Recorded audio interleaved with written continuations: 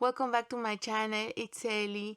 This readathon is about reading books written by female authors that grew up during the beginning of the century. You have participated if you read a book or more books written by female authors from this time.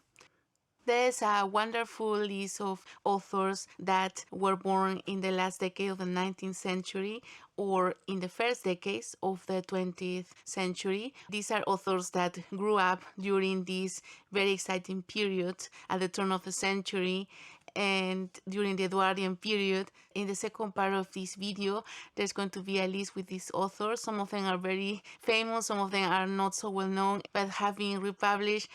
Because there are so many authors, there are two prompts. The first one is Edwardian Ladies. Read a book by a female writer who was born during the last decade of the 19th century. I love this group of authors because there are some very well known like Agatha Christie and Stevenson, and others are not so well known like Ruby Ferguson and Dorothy Whipple. The next prompt is 20th Century Ladies. Read a book by a female writer who was born in the first decades of the 20th century. One of them is the famous Georgette Heyer. The next prompt is Remarkable Ladies. In 1900, the first Olympic Games took place with 20 remarkable ladies that participated for the first time, 20 women in a group of 1,000 participants. This inspired me to read about remarkable ladies that lived during this time. Read a memoir, a biography, or something about a remarkable lady that lived during that time. It can be a scientist, a musician, an artist, an author, or about the everyday life of the women who lived during the beginning of the 20th century.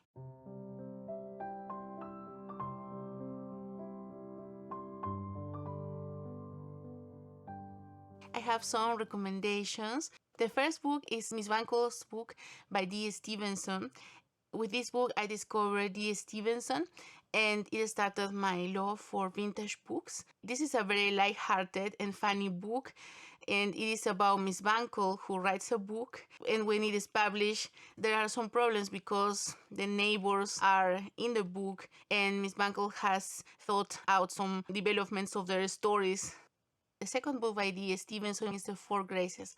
I also love to read this book and enjoy it as an audiobook, but when I finished, I had to get a physical copy, and it's about these four sisters that live in an English village with their father, a vicar, and it's a very peaceful, gentle book where you hear a lot about the sisters, the interactions with their father, whom they love very much, and their activities in the village.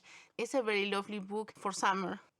The next one is Miss Pettigrew Lives for a Day, also a beloved book to me. It is like a Cinderella story for a governess that has not had lots of luck during her whole life. But then one day, due to a mistake, she gets to know Miss LaFosse, who is a singer in a nightclub, and then her life changes, and we get to hear how her life changes in one day. My favorite book by Angela Thirkell is High Rising. It starts with Mrs. Morland, who comes back to Low Rising with her son.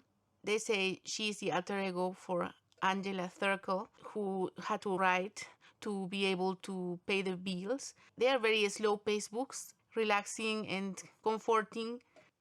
I wanted to recommend you The Provincial Lady. The Provincial Lady I discovered thanks to BookTube. I laughed out loud many times. There were so many relatable situations. She just writes about her everyday life and some kinds of tricky situations, some misunderstandings with her neighbors, her husband, her children. She's very ironic. This novella, Hercule Poirot and the Greenshore Folly by Agatha Christie, surprised me. It was a cover by the cover, I think, is very different and stunning, and you can see Greenways, which was Agatha Christie's house. I love the description of the book. An urgent telephone call summons Poirot to Devonshire. The caller is the eccentric detective novelist Mrs. Ariadne Oliver, and the reason for her alarm seems based solely on woman's intuition. is the fictional murder scenario she has been asked to devise a cover-up for something more sinister. Then Gaudy Night by Dorothy L. Sayers. I listened to the audiobook and I enjoyed it so much that I got the physical copy. This book belongs to the Lord Peter series. This is about an aristocrat, Lord Peter, and Harriet Vane, which is his love interest. And it says here, Harriet Vane was never there to return to her old Oxford College. Now, despite her scandalous life, she has been summoned back. I enjoy the mystery, the writing style, and the setting. And finally, I wanted to recommend you the books by Noel Streatfeild. And my first book by Noel Streatfeild was Ballet Shoes.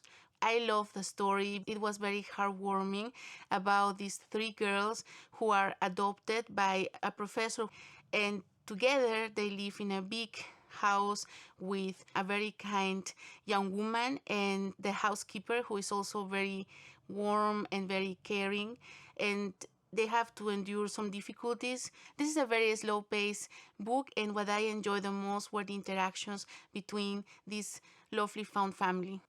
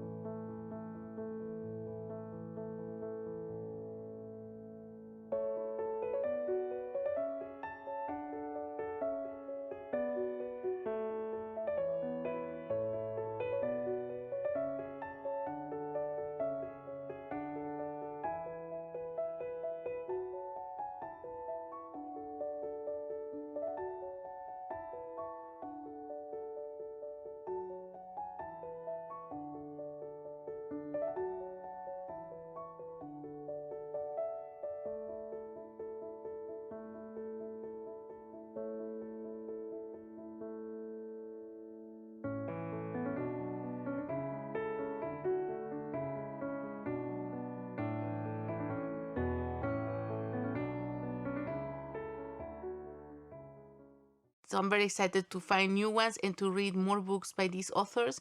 And I'm definitely going to read an Agatha Christie. It's been a long time since I've read a book by her. I hope you can join in this readathon to celebrate female authors. I would love to hear if you have some recommendations, some favorites. Thanks so much for watching and commenting and participating. I really appreciate it. And I will be seeing you very soon with another bookish video. Bye!